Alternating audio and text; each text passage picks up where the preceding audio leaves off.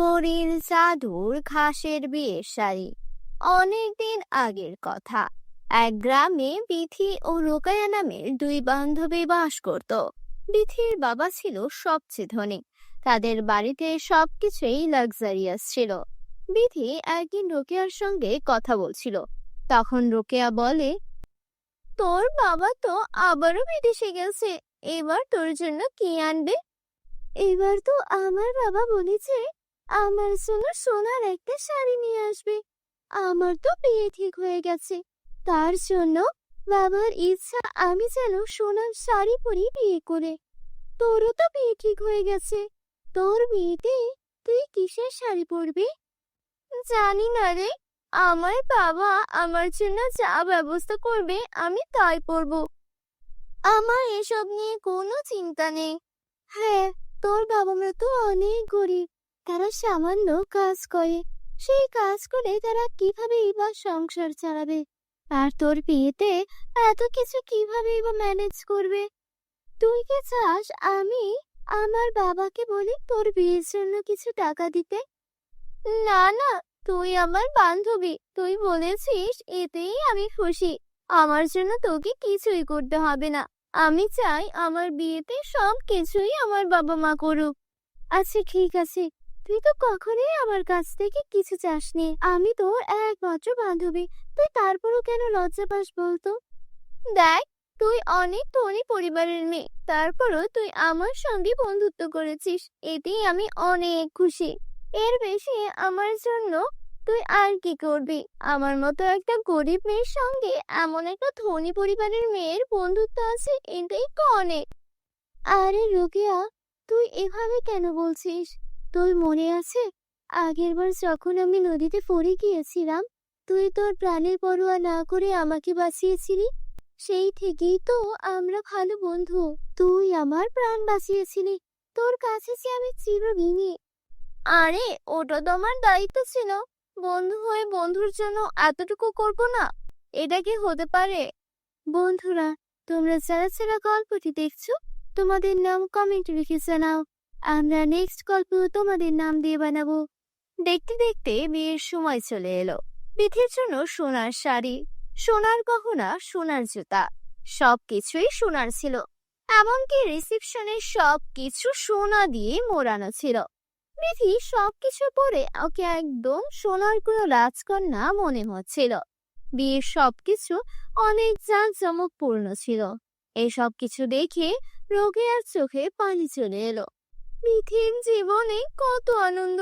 ও এত দামি দামি শাড়ি, দামি গহনা আর কত লাক্সারিয়াস লাইফ লিড করে।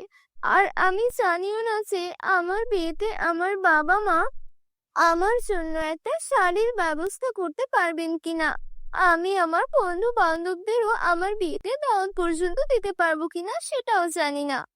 বিথির বিয়ের পর ও বিদায় নিল। এদিকে রোকেয়ার বিয়ের জন্য ওর বাবা মা ব্যবস্থা করছিল।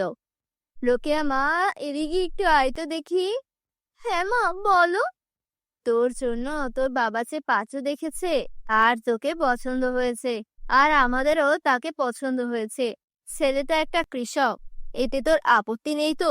তোর বান্ধবীর বিয়ে তো কত ধনী ব্যবসায়ীর সঙ্গে হয়েছে, কিন্তু আমরা তো গরিব, তোকে তো চাইলেও কোনো ধনী ছেলের সঙ্গে বিয়ে দিতে পারবো না রে। তাই এই কৃষক ছেলেটার সঙ্গেই তোর বিয়ের ব্যবস্থা করেছি মা। এটা নিয়ে তোর মনে কোনো কষ্ট নেই তো? আমার বাবা একজন কৃষক, আমার মা সামান্য গৃহিণী, আমার বিয়ে কি আর ধনী পরিবারে হবে?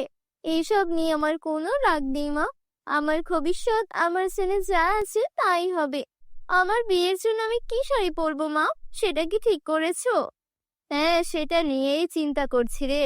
আমাদের কাছে তো একদমই টাকা পয়সা নেই, তাই ভাবছিলাম দেখি কোনো পুরনো কাপড় চোপড় যদি কারো কাছ থেকে পাই, সেখান থেকে একটা বিয়ের শাড়ি নিয়ে আসবো। মা, আমার বিয়ের দিন আমাকে পুরনো বিয়ের শাড়ি পরতে হবে? এর যে কষ্টের আর কি আছে? আমরা এত গরিব কেন মা? আমাদের এই কষ্ট কবে শেষ হবে? তোর যখন এতই খারাপ লাগে, তোর বান্ধবীর কাছ থেকে কিছু টাকা তো নিতে পারিস, সেটা দিয়েই না হয় তোকে শাড়ি কিনে দিলাম। মা, ও আমার বান্ধবী হতে পারে, কিন্তু আমারও একটা আত্মসম্মান আছে। নিজের বিয়ের শাড়িটাও যদি বান্ধবীর টাকা নিয়ে কিনতে হয়, তাহলে আমার লজ্জায় মরে যাওয়া উচিত। আমি গরিব হতে পারি, কিন্তু আমার আত্মসম্মান অনেক বেশি। তুমি এসব বুঝবে না। এসব বলে মন খারাপ করে কান্না করতে করতে রোকেয়া নদীর দিকে চলে যায়। হঠাৎ করে নদীর পাশে কিছু সুন্দর ঘাস দেখতে পেল। আরে, এই ঘাসগুলো তো অনেক মজবুত। এগুলো আগে কেন চোখে পড়েনি? সূর্যের আলোতে কেমন ঝিলমিল করছে। এগুলো দিয়ে যদি আমার বিয়ের জন্য একটি শাড়ি বানাই, তাহলে তো আমি আমার বিয়েতে এই শাড়িটাই পরতে পারি। সেটাই বরং করে। আর কৃষককে বিয়ে করছি, আমার এমন ঘাসের শাড়ি পরাটাকেই মানাবে। তারপর রোকেয়া সেখান থেকে ঘাসগুলো কাটতে শুরু করে। বেশ লম্বা লম্বা আর মজবুত ঘাস হওয়ায় সেগুলো দিয়ে রোকেয়া শাড়ি বানাতে শুরু করে। কি পাগলামি করছিস রোকেয়া? বিয়েতে কেউ ঘাসের শাড়ি পরে? পুরোনো শাড়ি পরার চেয়ে ঘাসের শাড়ি পরা অনেক ভালো। আমি তো আমার বিয়েতে ঘাসের শাড়ি পরবো। তোমাদের এসব নিয়ে চিন্তা করতে হবে না। আমার কাজ আমাকে করতে দাও। তারপর টানা 7 দিন সেই ঘাসগুলো দিয়ে রোকেয়া ওর জন্য একটা ঘাসের শাড়ি তৈরি করে। আরে বাহ, ঘাসের শাড়িগুলো তো অনেক সুন্দর লাগছে। এই শাড়িগুলো তো আমি বিক্রিও করতে পারবো বানিয়ে বানিয়ে। কত সুন্দর শাড়ি! আমি বরং এখানে কিছু তাজা ফুল লাগিয়ে দিই, তাহলে আরো সুন্দর লাগবে। রোকেয়া ঘাসের শাড়ির মধ্যে খুব সুন্দর সুন্দর ফুল লাগিয়ে দিল। সেটা একদম গর্জিয়াস ডিজাইনের শাড়ি লাগছিল। রোকেয়ার বিয়েতে ওর কিছু বন্ধু বান্ধবকে দাওয়াত দিয়েছিল, আর সবকিছুই সাধারণ ছিল। না ওর কোনো সোনার গহনা ছিল, না কোনো ভারী কোনো সাজসজ্জা। রোকেয়া ঘাসের শাড়িটা পরে আয়নার সামনে গিয়ে দাঁড়ালো। আমাকে দেখতে খুব একটা ভালো লাগছে না। ভাবছি বিধি বিয়ের দিন সোনার শাড়ি পরেছিল, কিন্তু আমি না হয় ঘাসের শাড়ি পরলাম। এতে আর এমন কি? বিধি আমাকে দেখলে নিশ্চয়ই বলবে আমাকে অনেক সুন্দর লাগছে। ইস, আমিও যদি আজকে সোনার গহনা পরতে পারতাম, গলা ভর্তি কান ভর্তি, তাহলে আমাকেও হয়তো অনেক সুন্দর লাগতো। ঘাসের শাড়ির সঙ্গে সোনার গয়না, আমিও কি এসব ভুলভাল বলি? এতটুকু বলতে ওর গা ভর্তি সোনার গয়না চলে এলো। আরে, এসব কি হচ্ছে? আমি স্বপ্ন দেখছি নাকি? আমার গা ভর্তি সোনার গয়না কি করে এলো? তখনই সে ঘাসের শাড়ি থেকে আওয়াজ আসতে শুরু করলো। আমরা হলাম জাদুর ঘাস। তুমি আমাদেরকে দেখতে পেয়েছো কারণ তুমি ভালো মনের মেয়ে। আর তাই তুমি যখন এই ঘাসগুলো দিয়ে শাড়ি বানিয়েছো, এটা জাদুর ঘাসের শাড়ি হয়ে গেছে। তোমার যা যা ইচ্ছা আমাদেরকে বলো, সব কিছু হাজির হয়ে যাবে। পরিরাজ্যের জাদুর ঘাস আমরা। পরি যখন পৃথিবী দিয়ে উড়ে যাচ্ছিলেন, তখন তার ব্যাগ থেকে বীজ পড়ে আমাদের জন্ম হয়েছে। কি বলছো? আমি জাদুর ঘাসের শাড়ি বানিয়ে ফেলেছি? তাহলে আমি চাই আমাকে এখনই 10 লক্ষ টাকা দাও, যাতে আমি আমার বাবা মাকে ধনী করে দিতে পারি। এখনই দিচ্ছি। তখনই সেখানে 10 লক্ষ টাকা চলে আসে।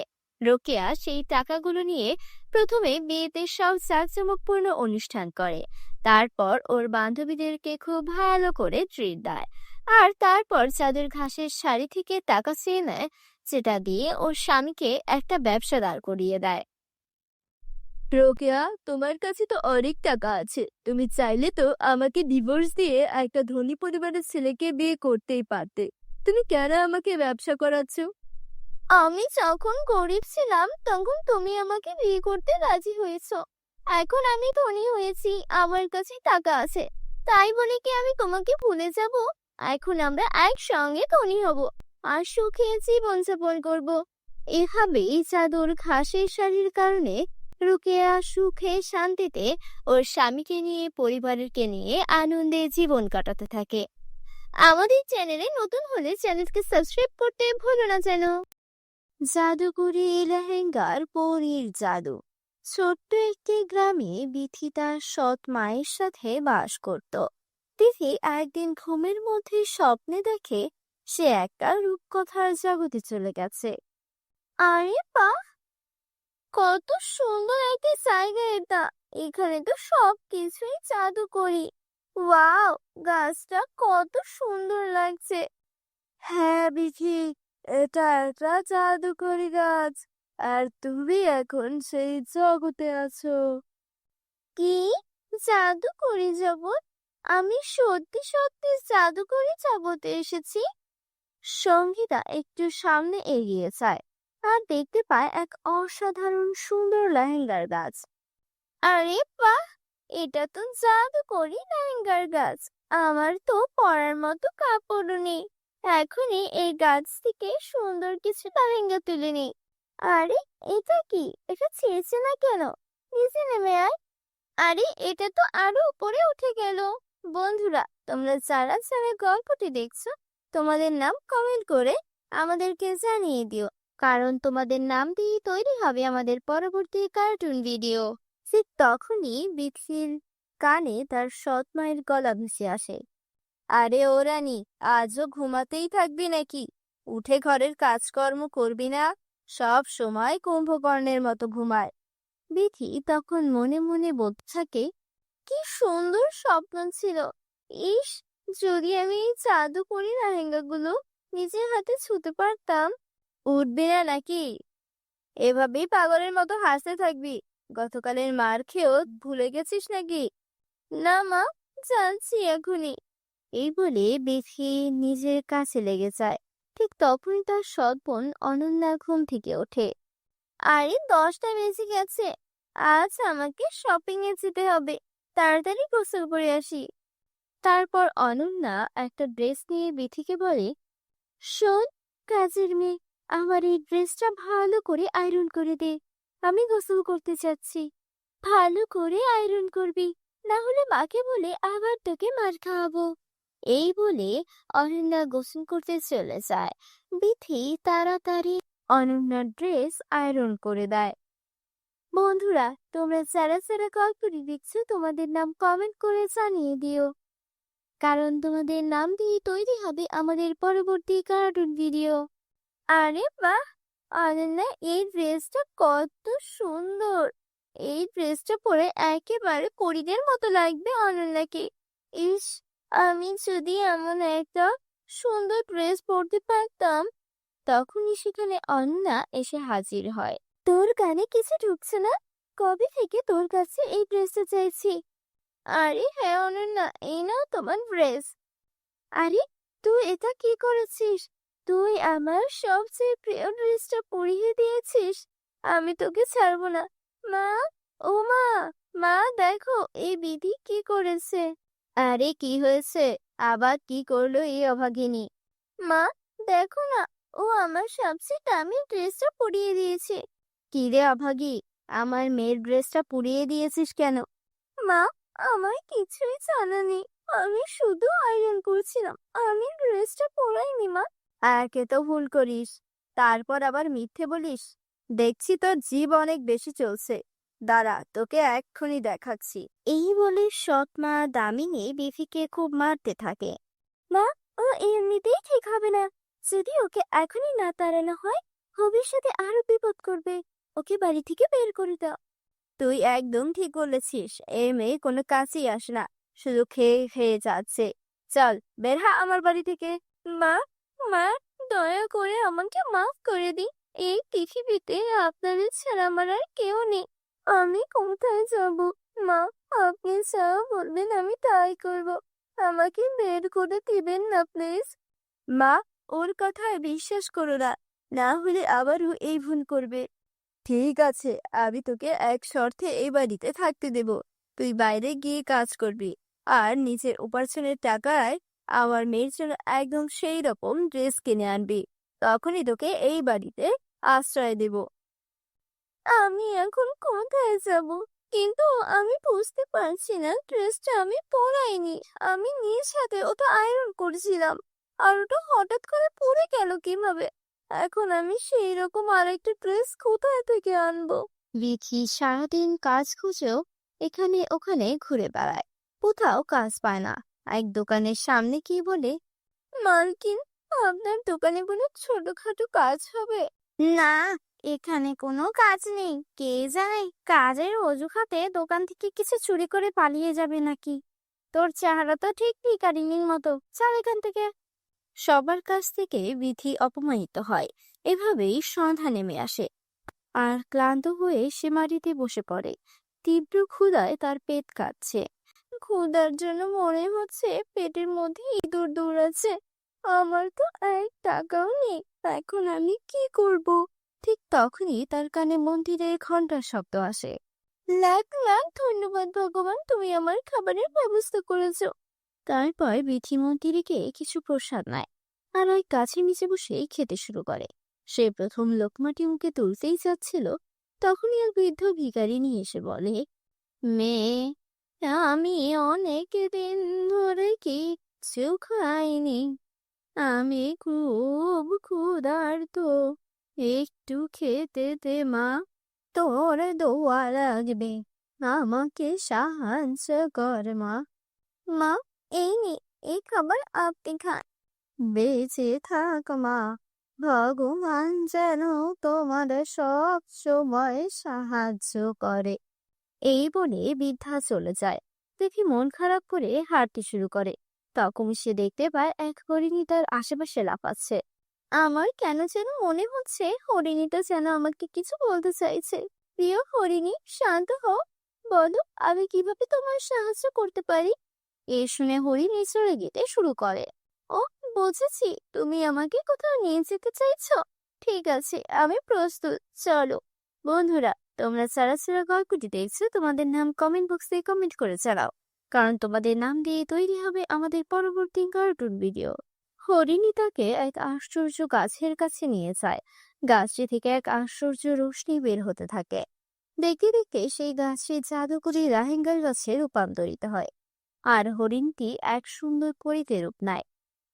ভয় পেও না বিধি, তুমি এবার স্বপ্ন দেখছো না, এটা বাস্তব। কি? আমার স্বপ্নের জাদুকরি লেহেঙ্গা, এটা সত্যি কিভাবে হতে পারে? হ্যাঁ বিধি, যারা সৎ ও ভালো মন নিয়ে স্বপ্ন দেখে তাদের স্বপ্ন একই সত্যি হয়। তুমি সব সময় অন্যদের সাহায্য করেছো, আর যারা অন্যকে সাহায্য করে তাদের সাহায্য করতেই আমরা কোনো না কোনো রূপে ফিরে আসি। বিধি, জাদুকরি কাজটা অদৃশ্য হওয়ার আগে তুমি তোমার জন্য একটি সুন্দর লেহেঙ্গা নিয়ে নাও। কিন্তু পরি, আমি এই লেহেঙ্গা নিতে পারি না।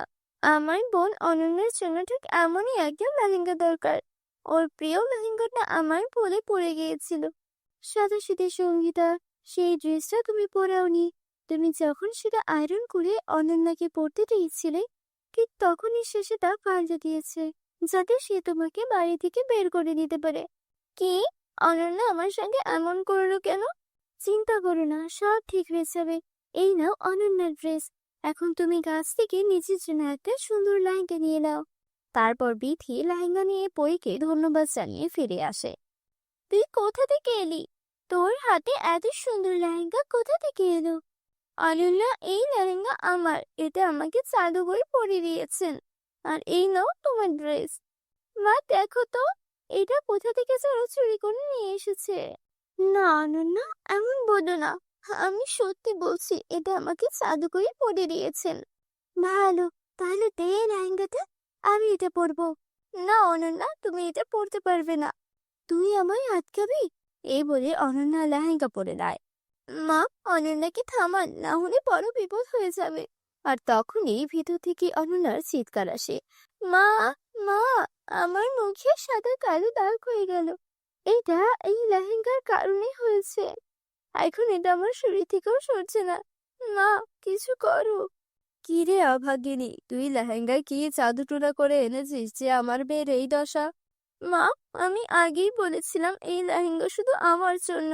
এখন শুধু জাদুকরি গাছে এর উত্তর দিতে পারবে, চলো আমার সঙ্গে। তারা সবাই সেই গাছের কাছে যায়। পরি বলে, এটা তোমার মেয়ের কর্মফলের ফল। লোভী ও মিথ্যাবাদীদের এই পরিণতি হয়। তোমার মা আমি মিলে বৃদ্ধের উপর অনেক অত্যাচার করেছো, এটা তারই শাস্তি। জাদুকরি গাছ, দয়া করে এদের ক্ষমা করে দিন। ও আমার মা, ও আমার বোন। যদি ওদের কোনো ভুল হয়ে থাকে তাহলে তার শাস্তি আমায় দিন, কিন্তু ওদের মাফ করে দিন।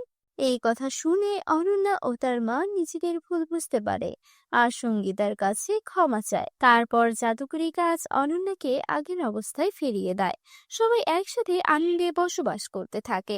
বন্ধুরা, তোমরা যারা যারা গল্পটি দেখেছো, তোমাদের নাম কমেন্ট বক্সে কমেন্ট করে জানাও, কারণ তোমাদের নাম দিয়ে তৈরি হবে আমাদের পরবর্তী কার্টুন ভিডিও। আমাদের চ্যানেলে নতুন হয়ে থাকলে চ্যানেলকে সাবস্ক্রাইব করতে ভুলো না যেন। পরীদের জাদুকরি উড়ন্ত লিপস্টিক। বাহ, ওখানে কি চলছে? এটা কি? হিনা, কোথায় যাচ্ছে? বৃষ্টি হচ্ছে, তাড়াতাড়ি লাঠি বেঁধে এখান থেকে চলে যাও।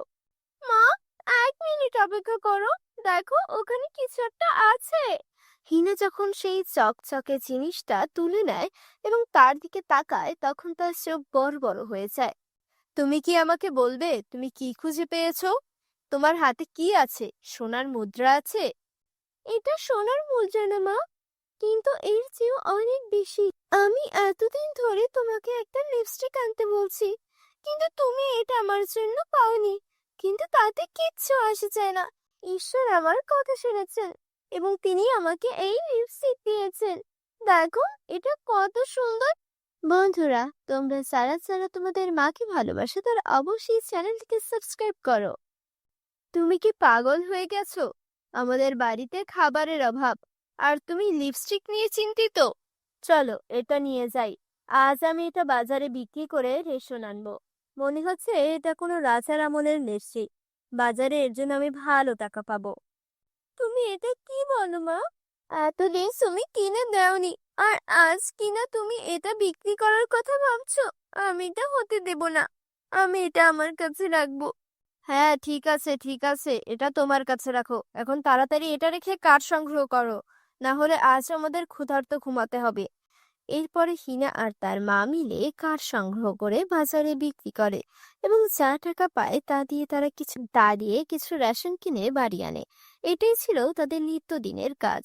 হিনার যখন 2 বছর বয়স, তখন তার বাবা এই পৃথিবী ছেড়ে চলে যান। তারপর থেকে আজ পর্যন্ত হিনার মা কাঠ বিক্রি করে তাকে বড় করছেন। হিনার বাড়িতে একজন বৃদ্ধা দিদিমা ছিলেন, যিনি সবসময় তাকে রূপকথার গল্প বলতেন। হিনা, আমি তোমার দাদির ওষুধ আনতে বাজারে যাচ্ছি। ততক্ষণে তুমি তোমার ঘরে সব কাজ শেষ করে ফেলো। আর হ্যাঁ, বৃষ্টি হচ্ছে, বৃষ্টির আগে এই কাঠের গুঁড়িগুলো শুকিয়ে ঘরে রাখো। ঠিক আছে মা। মা, বাজার থেকে ফিরে আসার জন্য আমার জন্য নতুন জুতা কিনে এনে দিও। আমার জুতা ছিঁড়ে গেছে। হ্যাঁ হ্যাঁ, যেন আমি একটা টাকার গাছ লাগিয়েছি, যেখানে থেকে আমি প্রতিদিন টাকা তুলে তোমার দাদির নাতনির চাহিদা পূরণ করতে পারি। আমি অনেক কষ্টে খাবারের জন্য টাকা জোগাড় করি, তার উপর আমার এই বৃদ্ধা মহিলার বোঝাও বহন করছি। আর আজকাল তোমারও রাগও বাড়ছে। আমি খুব পরিশ্রম করি। এখন তোমার ইচ্ছা পূরণের জন্য কি আমার মরে যাওয়া উচিত? মা, আমি কিচ্ছু চাই না। এই বলে হিনা কাঁদতে কাঁদতে সেখান থেকে চলে গেল। হতভাগা মেয়ে, তোমার ভাগ্যের জন্য ওই দরিদ্র মেয়েটিকে দোষ দিও না। তার দোষ কি? সে আমার রাজকন্যা। এটা নাও, এটা আমার পুরনো নূপুর। যাও, এটা বিক্রি করে হিনার জন্য জুতা নিয়ে এসো। মা, তুমি এই নূপুর তোমার কাছে রেখেছিলে, কিন্তু যখন আমি চিকিৎসার জন্য তোমার কাছে নূপুর চাচ্ছিলাম, তুমি বলেছিলে যে তোমার নূপুর হারিয়ে গেছে। আমি এটা আমার নাতনির জন্য রেখেছিলাম। এখন যাও, আর হ্যাঁ, আসার সময় আমার নাতনির জন্য জিলেপিও নিয়ে এসো। হিনা জিলিপি খুব পছন্দ করে। ঠিক আছে, তাহলে এখন তুমি যাও। তাকে নিয়ে তোমারে খুব বেশি ভাববার দরকার নেই। আমার নাতনি একজন রাজকন্যা, এবং রাজকন্যার কখনো কোনো কিছুর অভাব হয় না। এই বৃদ্ধ মহিলার সাথে কথা বলা অর্থহীন। হিনের মা রাগ করে বাজারে যায়। এদিকে হিনাও গিয়ে কাঁদতে কাঁদতে পাহাড়ে বসে থাকে। ঈশ্বর, আমার ভাগ্যে কেন এটা লেখা আছে? আমি কেন সব সময় সবকিছুর জন্য আকুল থাকি? ছোটবেলা থেকে আজ পর্যন্ত সবাই আমাকে ঠাট্টা করেছে, আমার দারিদ্র্য নিয়ে মজা করেছে। আমার কখনো খারাপ লাগেনি, কিন্তু আজও আমার মা আমাকে তিরস্কার করেছে। যাই হোক, আমার মা ঠিকই বলেছিলেন। তিনি আমাদের জন্য এত পরিশ্রম করেন, আর আমি চাইলেও তার জন্য কিচ্ছু করতে পারছি না। ভাবছিলাম পড়াশোনা করে কিছু একটা করব, তাহলে সবার সমস্যা দূর হয়ে যাবে।